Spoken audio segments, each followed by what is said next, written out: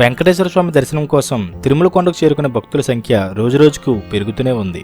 మరెక్కడా లేని విధంగా తిరుమల ఏడుకొండలు భక్తుల గోవిందనామ స్మరణతో నిత్యం మారుమోగుతుంటాయి. సగటున రోజుకి 50,000 నుంచి 60,000 మంది భక్తులు శ్రీవారిని దర్శించుకుంటారు. వారాంతరం ప్రత్యేక పర్వదినాల్లో అయితే ఈ సంఖ్య 1,00,000 వరకు చేరుకుంటుంది. పెరుగుతున్న రద్దీ దృష్ట్యా టీటీడీ ఎప్పటికప్పుడు ప్రత్యేక సౌకర్యాలు సమకూరుస్తుంది. స్వామిని దర్శించుకోవడానికి టీటీడీ పలు రకాల దర్శనాలను ఏర్పాటు చేసింది.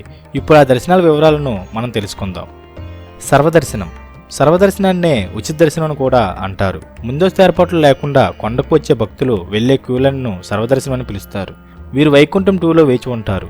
రోజులో వీరికి 18 గంటల నుంచి 20 గంటల పాటు స్వామి దర్శనాన్ని కల్పిస్తారు. వీరు వేచి ఉండే వైకుంఠ క్యూ కాంప్లెక్స్లు చాలా విశాలంగా ఉంటాయి.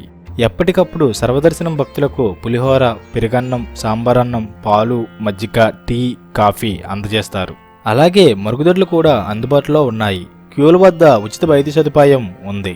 భక్తులుండే కంపార్ట్మెంట్లోనే 70 రూపాయలకి 4 లడ్డూల టోకెన్లు విక్రయిస్తారు. దివ్య దర్శనం కాలినడకన తిరుమలకు చేరుకొని శ్రీవారిని దర్శించుకునే విధానాన్ని దివ్య దర్శనం అంటారు.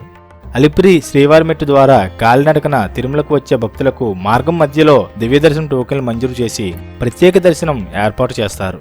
తిరుమలకు చేరుకున్న వీరు నారాయణగిరి ఉద్యానవనంలో క్యూ ద్వారా లోనికి ప్రవేశించి శ్రీవారిని దర్శించుకుంటారు. కాలినడకన వచ్చే భక్తులకు 1 లడ్డు ఉచితంగా ఇస్తారు. 300 రూపాయల ఆన్లైన్ దర్శనం. ఆన్లైన్లో 300 రూపాయల ప్రత్యేక ప్రవేశ దర్శనం టికెట్లు పొందిన భక్తులు తాము నమోదు చేసుకున్న టైం స్లాట్లో శ్రీవారి దర్శనానికి వెళ్లాల్సి ఉంటుంది. వీరికి సాంప్రదాయ వస్త్రధారణ తప్పనిసరి. తాము నమోదు చేసుకున్న టికెట్లు నూతనంగా ప్రారంభించిన కాంప్లెక్స్లో స్కాన్ చేసుకుని దర్శనానికి వెళ్ళాలి.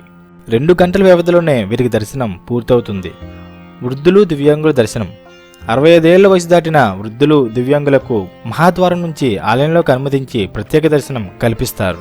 65 ఏళ్లు దాటినట్లు నిర్ధారించే గుర్తింపు కార్డున్న భక్తులకు శ్రీవారి దర్శనానికి అనుమతిస్తారు. దివ్యాంగులు కూడా సంబంధిత మెడికల్ సర్టిఫికేట్ చూపించి దర్శనానికి వెళ్లాల్సి ఉంటుంది.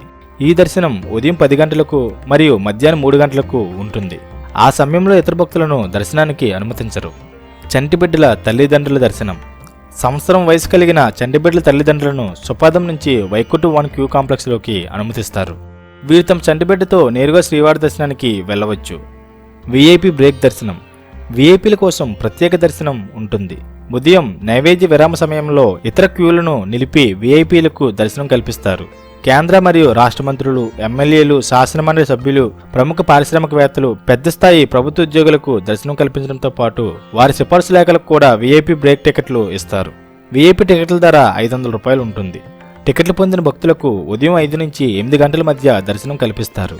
విఐపి టికెట్లలో L1, L2, L3 అని 3 విభాగాలున్నాయి. దేశ ప్రధాని, కేంద్ర మంత్రులు, పీఠాధిపతులు, మతాధిపతులు, ముఖ్యమంత్రులు, విదేశీ ప్రధానులకు ప్రోటోకాల్ నేపథ్యంలో మహాద్వారం నుంచి ఆలయంలోకి వెళ్లనిస్తారు. వీరికి మహాద్వారం వద్ద టీటీడీ అర్చకులు, ఉన్నతాధికారులు ఆలయ మర్యాదలతో స్వాగతం పలికి ప్రత్యేక దర్శనం కల్పిస్తారు.